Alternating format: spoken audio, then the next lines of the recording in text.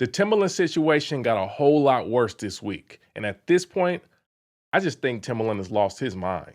Now, last week during Timberland's live streams, he had conversations with his peers, and quite frankly, some of the conversation made me feel like I was losing brain cells. This weekend, a new set of drama has unfolded with producer Kuddie Fresh, aka K Fresh, and Timberland. Now, Timberland has allegedly been using music from social media, including Kuddie Fresh's music, to train his baby Timbo, aka Suno, and apparently he didn't get permission from Kuddie Fresh at all to use his music for this experiment. The whole situation reeks of typical industry stuff where someone that has a strong power dynamic leverages that over someone that's in a lower position and uses their music in order to get ahead. This series of events further confirm what I asserted in my stream last week, where I talked about the deception of AI. Timberland is very much being used by big tech because of how highly he's regarded in the music industry. He's known as an innovator, and people respect him for being innovative. But these conversations are making me think that Timberland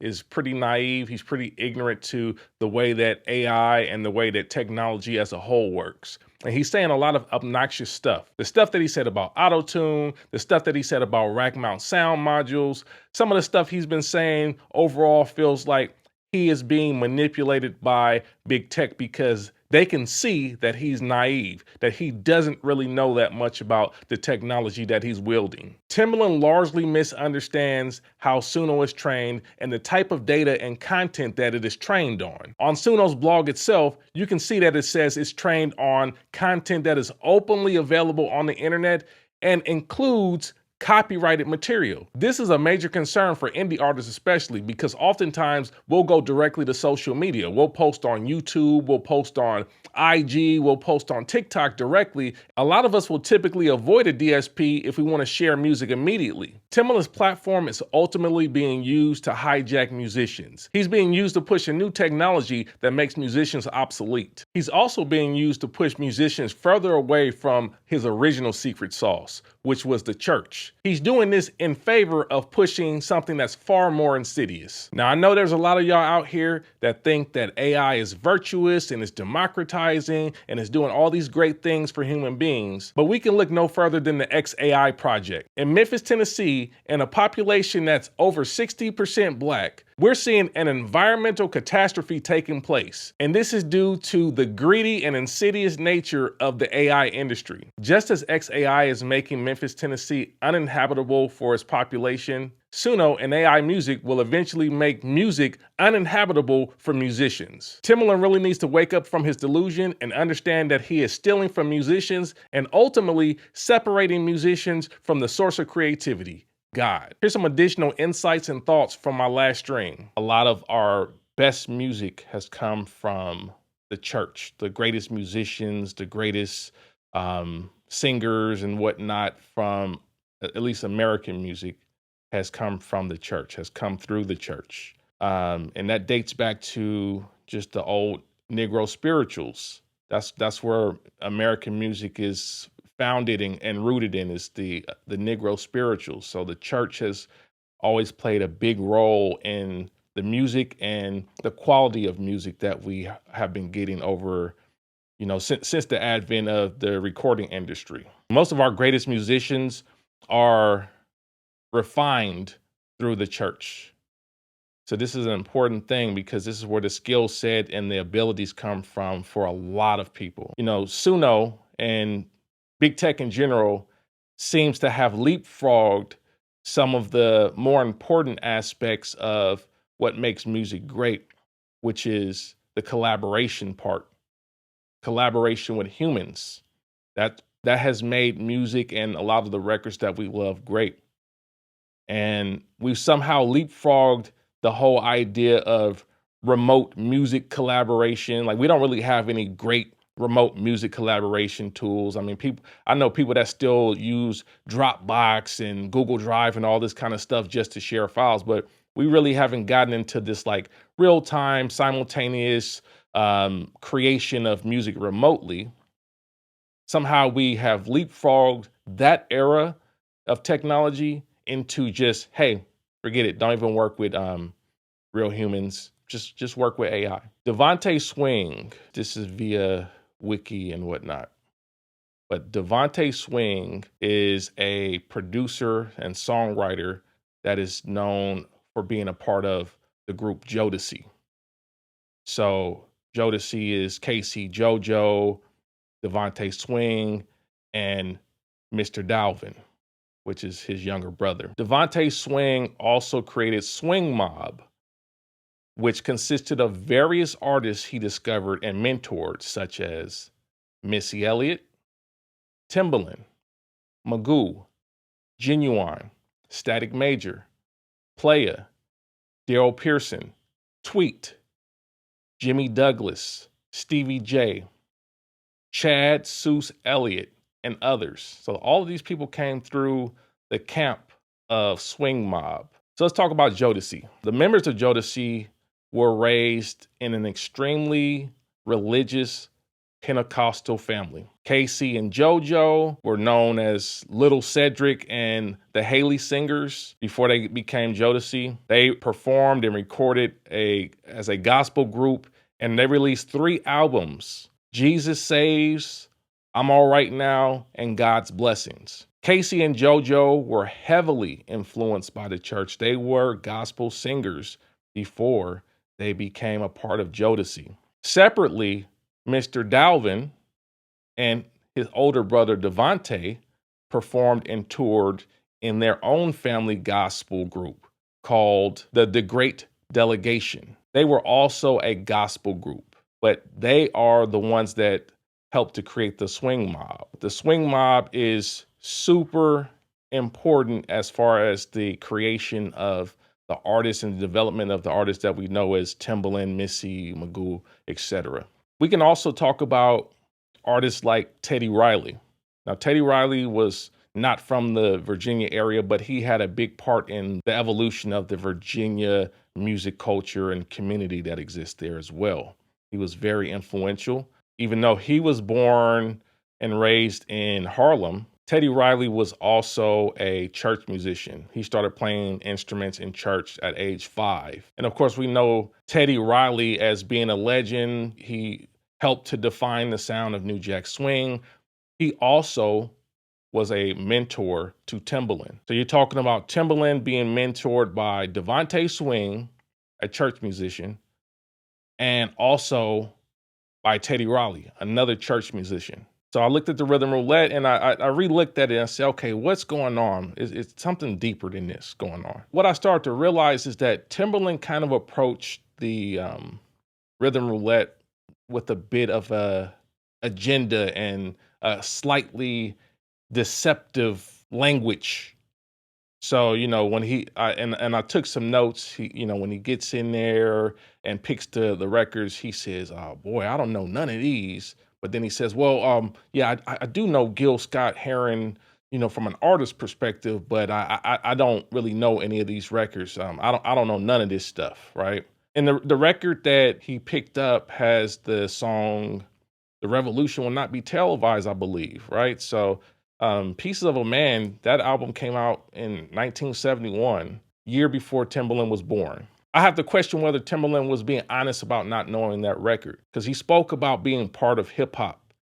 And Gil Scott-Heron is greatly influential on the creation of hip hop. And he's often mentioned as one of the artists that foreshadowed hip hop, like his poetic nature and his delivery and the messages and all that stuff. He is one of the blueprints for hip hop. So for Timberland to say, oh, I don't know that record, I think it's hard to believe that Timberland didn't know that record, being a hip hop producer and fan for so long. So then like a month later, you have this video conversation with Mikey Schulman, who is the CEO of Suno. So Mikey Schulman says, we're not making music, we're making musicians. And he then says that music should more closely resemble a video game. He says the thing about video games is that they're interactive, engaging, fun by yourself, more fun with your friends. I've talked about this on my channel like years ago. I did a live stream talking about like the connection between music production and gaming and some of the opportunities that exist in using that comparison. So I don't think he's 100% wrong, but I will say this: Suno has not solved one of the most important aspects of gaming, which is progression and rewards. They're talking about like, hey, Suno is now kind of gamifying music production, but the progression is lacking and the reward system is lacking in this. Suno also doesn't really encourage collaborative music making with humans in a traditional sense. Music is about a real-time connection with musicians playing their instruments in sync. It's not just about, hey, do this, do that, do this, do that. Oh, it'll be dope if it sound like this or make it like that. It's more to it than that. Prompting and, working with an AI is not really collaborative in the traditional sense. We will lose 100% of what made our most legendary music great if we say that just prompting AI is a better way to collaborate. A great record generally captures a once-in-a-lifetime take, a once-in-a-lifetime moment where multiple artists and musicians are playing together in a unified manner. The point is to capture that, accentuate that, and then to distribute that moment to a larger audience. Suno does not solve that, and Suno does not position music that way. So in this video that Timberland dropped last week, Timberland, in my opinion, is being dishonest and creating a narrative to justify his stance. He's being dishonest, first of all, about the process of creating professional records. And he points his finger at the indie artists to make his assertion. He's like, see, you indie artists, you guys are the problem. You guys use all this stuff and you don't have your own sound and you got this and you're doing this. And he's pointing the finger at the indie artists.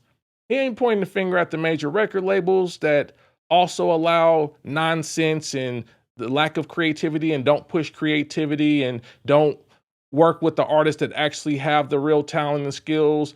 He's not pointing at that. He's pointing at the indie artists like, oh, you are the problem. See, that's why we got AI, because you don't mix your stuff and you use auto-tune. Where's the point at the major record labels that promote a lot of this same behavior? Where's the point at the major record labels that allows their artists to put out stuff that is recorded over 2 tracks? If you're talking about it ain't mixed, it's like, well, even a lot of major records are not mixed anymore. People recording over 2-track beats and, that's it. Major releases. No pointing at that though. It's just you guys, you the indie guys are the problem, right? He also said just some dishonest stuff about autotune. Autotune is originally not built on large language models at all. The original autotune was built on the concept of autocorrelation. Autotune was made in 1997. We didn't have wide-scale quantum computing power, and definitely they couldn't put quantum computing power in a rack mount and make that available publicly. You know how much that would have cost in 1997? So to act like autotune is AI, that's dishonest, and it's not creating the right perspective for people that don't know any better. He's just basically saying, see, all the artists, they use AI already, because those that don't know will just believe the narrative and say, yeah, they do. I do hear autotune, because the average listener can understand when they're hearing autotune. And if he's just now said, well, autotune is AI, then they all gonna say, oh man, dang, autotune is AI. So they've been using AI for decades now. No. Timberland is not really interested in building an environment that will foster better musicians, from what I can tell. Suno and AI music in general, they don't really address the issue of better musicianship because it doesn't address the spiritual nature of music. It doesn't attempt to reconnect musicians with the source of creativity, with God. Creativity comes from God. You trying to say that AI is going to fix that part? And there's nothing about Suno that's connecting musicians with God. If you want to get more creativity, you got to connect with the source of creativity. Suno is an attempt of creating a new source of creativity through AI. It's a new God that they're creating, a new idol to praise and worship. So the whole idea is like, yeah, let's skip church, let's skip refinement, let's skip practice, let's skip all the spiritual principles that help musicians become great, because Suno is just easier than being obedient. Timberland's brand is being used to usher in a new system of acceptance for AI. Just like when we transitioned over to streaming and you had all these like celebrity artists and whatnot being used to justify the transition to streaming while also creating narratives that physical media was dead. You heard it all the time. Like all the big artists that were on board with streaming were like, yeah, CDs are dead and, physical, nobody wants that anymore. Nobody want to buy a CD no more. Nobody want to buy a vinyl no more. So they was pushing that agenda on us. Like all that's dead, get on streaming. That's the new wave. And we see where that went. Do we have to discuss where streaming went and how beneficial that's been to the artists in the long term? Of course not. You already know what it is. You know what it is. Streaming is not helping artists. Streaming is undervaluing artists. But it's kind of the same thing. The same tactic that Timberland is using right now is using his platform to say AI is going to revolutionize stuff and AI is going to be the answer for musicians and all this stuff, right? But I think what Timberland's doing in a way is more insidious because he's asserting that creativity, originality, and talent are dead and need to be replaced with AI. Because he's pointing out the up-and-coming musicians and saying, you guys are not talented, you guys don't have skills, you guys don't have creativity, you're not original. So let's replace this whole concept of creativity and originality and talent with AI. Timberland is a creative advisor of Suno. So there's inherently a deeper relationship there that may enable Timberland to more greatly benefit from the success of the Suno platform. He's not listed as an owner or a board member, but he is definitely listed as an advisor. Timberland is essentially acting as a brand ambassador right now, and he's driving interest and visibility for Suno while leveraging his brand and the massive amount of cultural cachet that he has, especially within the Black community and within Black music. He's okay with leveraging that in order to get a bag for himself. Timberland has always had collaborators. Let's have a look at, since he mentioned in the video, Cry Me a River, right?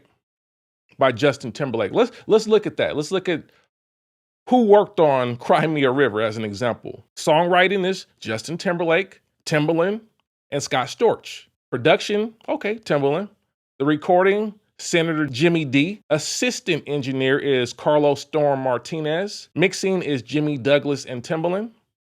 Mixing assistant is Steamy. The string arrangement and conducting is by Larry Gold. Here's where it's gonna get real deep on you. The background vocals, Justin Timberlake, Timberland, Marsha Ambrosius, Ty Tribbett, and The Greater Anointing.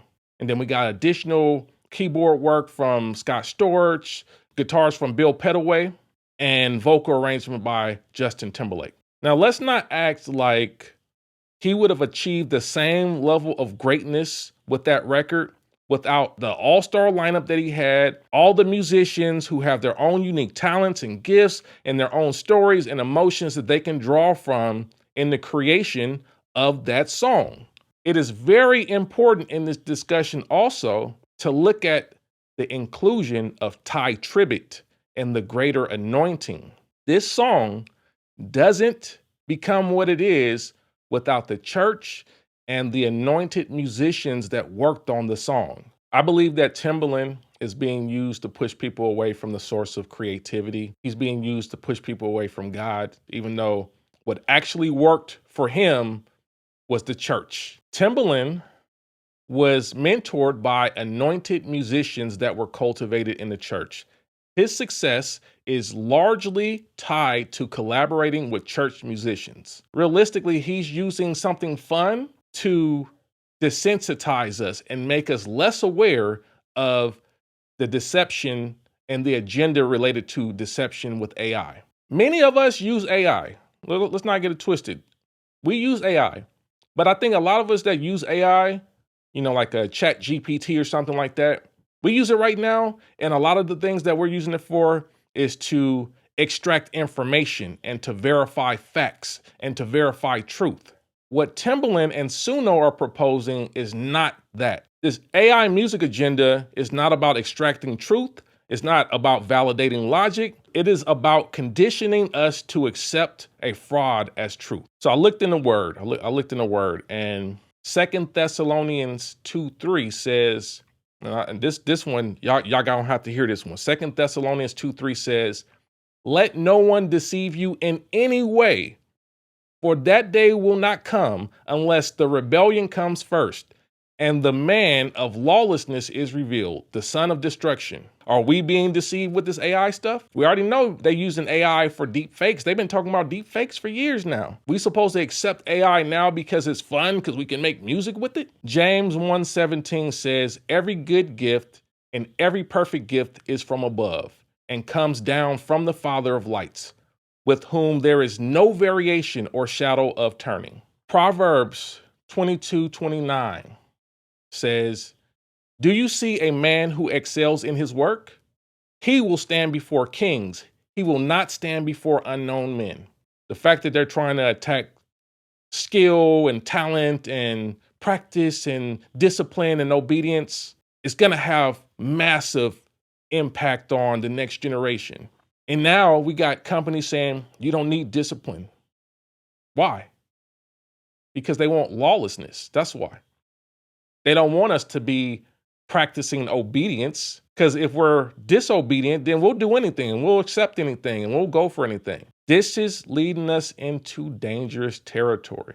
It is not leading us to truth. We are not looking to use AI music to establish truth, nor to extract truth or extract facts. The push away from obedience and discipline is pushing us away from God.